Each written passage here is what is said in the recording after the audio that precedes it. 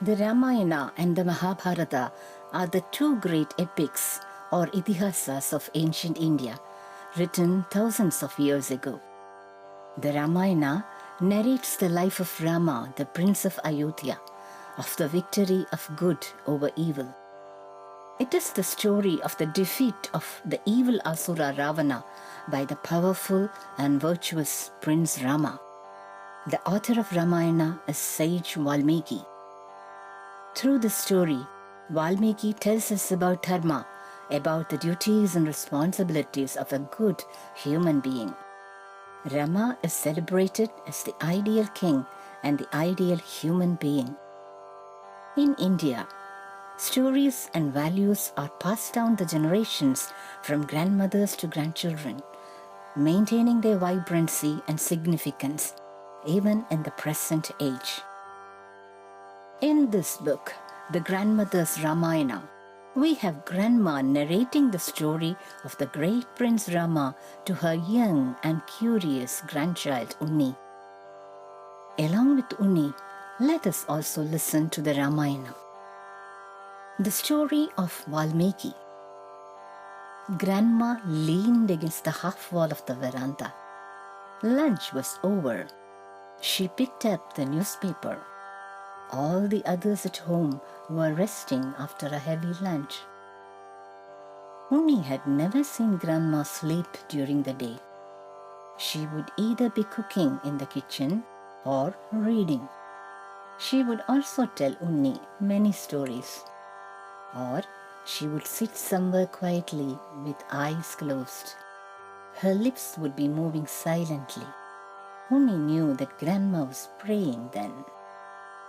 Unni ran up to her and nestled in her lap. Grandma put the paper down and hugged him. "What is it, Unni? What does my sweet child want?" Unni said, "Grandma, you must tell me something."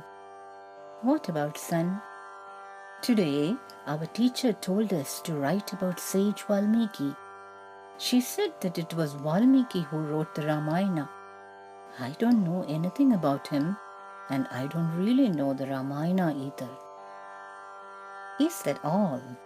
Grandma smiled happily. "I will tell you about Valmiki and about the Ramayana he wrote. I will tell you all the stories in the Ramayana. But it is too big for one day." All right, Unni was relieved. He knew his grandmother would save the day. "Tell me about Valmiki first." "Because I have to write about him in my own words and show the teacher my writing tomorrow." Grandma started speaking softly and slowly. When we hear the tale of sage Valmiki, we will understand how a bad man can turn into a wise and compassionate human being. Listen well, Unni. His name was Ratnakaran. As a child, he got into the company of bad people. He started waylaying people and stealing their belongings. He became a furious robber. He grew up, got married, and had many children. He continued to rob people to take care of his family. He did not feel bad at all about stealing money and other possessions from others. He was indeed a terrible man. One day, Sage Narada was walking through the forest with other hermits. Ratnakaran ambushed them and said, "Oh sages, give me all that you have. I shall not release you until I have everything you own. If you value your lives, give me everything." The sages were not upset at all. They asked him, "What is your name?" "Ratnakaran." "You are committing a great sin," said one of the sages. "What sin?" Ratnakaran asked. "I steal for the sake of my family. How can that be a sin? What other means do I have to take care of my family?" Sage Narada asked him, "Are your wife and children prepared to share the burden of your sin?" Ratnakaran did not say anything. Narada said, "Go home and ask your wife and children and return with the answer. We shall wait here for you. Sages keep their word. The robber ran home.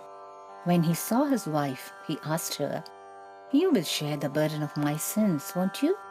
His wife immediately said, No. Why should I share your sins and suffer in hell? You can be sure that I will never share your sins. His children also refused to share his sins. Ratnakaran returned to where the sages were waiting for him and begged forgiveness of them. The sages advised him to chant Mara, Mara, Mara continuously and to meditate upon the word. Unni was listening intently. Grandma asked him, When you chant Mara, Mara continuously, what does it become? Unni closed his eyes and repeated, Mara, Mara, Mara, Mara, Mara, Mara, Mara, Mara, Mara, Mara, Mara. He soon became breathless. Grandma, it becomes Rama, he said, smiling in delight. Wow, what an idea! Ratnakaran sat underneath a tree, continued Grandma. He closed his eyes, started chanting the mantra, and soon became absorbed in deep meditation. He was not aware of the passing of days, months, and years. His mind was steeped in Lord Rama. Termites began to build their mound around his body.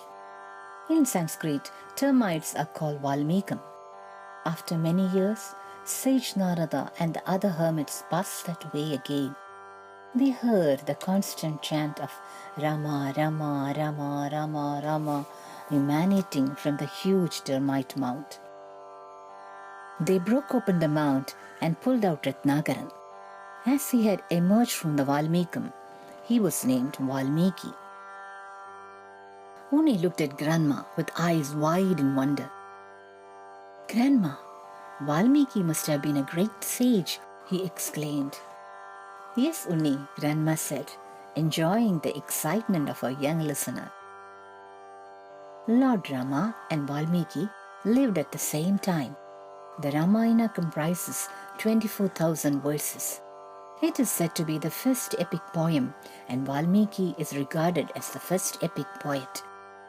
Unni's eyes were shining with joy. Grandma said, Enough for the day, Unni. Go and write about Valmiki and bring the story back to me. Grandma shall correct the grammar if there are any mistakes. Unni got up. All right, Grandma, but promise to tell me the story of Ramayana from tomorrow onwards. Grandma nodded her head.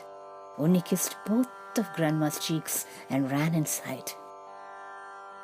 Even a very bad person can become wise and kind through satsang. Seek the company of good people.